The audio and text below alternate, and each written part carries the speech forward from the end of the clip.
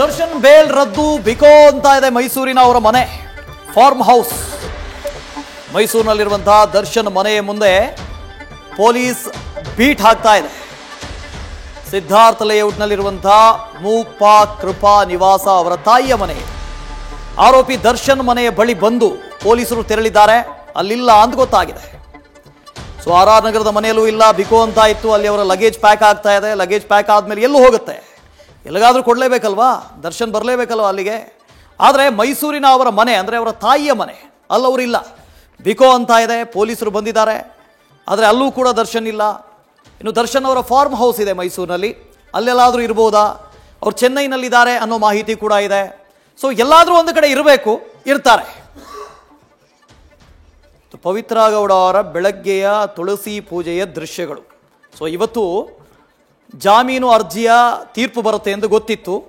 ಈ ಹಿನ್ನೆಲೆಯಲ್ಲಿ ಪವಿತ್ರ ಗೌಡ ಅವರು ಇವತ್ತು ಬೆಳಗ್ಗೆ ಪೂಜೆಯಲ್ಲಿ ನಿರತರಾಗಿದ್ದಾರೆ. ಇಲ್ಲೂ ಬಿಡಲ್ವಾ ನೀವು ಅಂತ ಕೇಳ್ತಾ ಇದ್ದಾರೆ ನೋಡಿ. ಪಾಪ ತುಳಸಿ ಪೂಜೆ ಮಾಡ್ತಾ ಇದ್ದಾರೆ.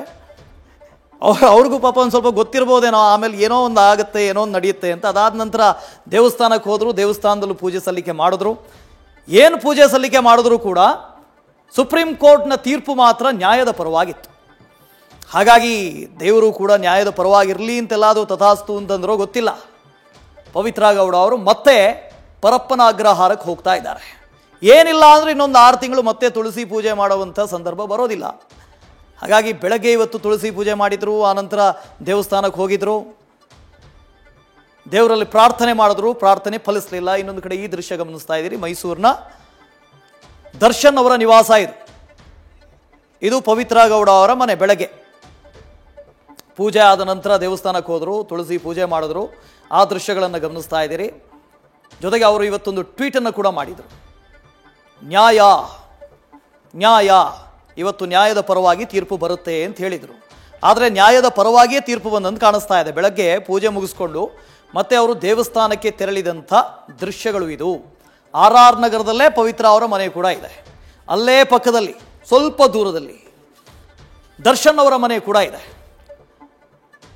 ಜಾಮೀನು ಪಡೆದು ಬಂದ ನಂತರ ದರ್ಶನ್ RR ನಗರದ ನಿವಾಸಕ್ಕೆ ಹೋಗಿದ್ದು ಬಹಳ ಕಮ್ಮಿ.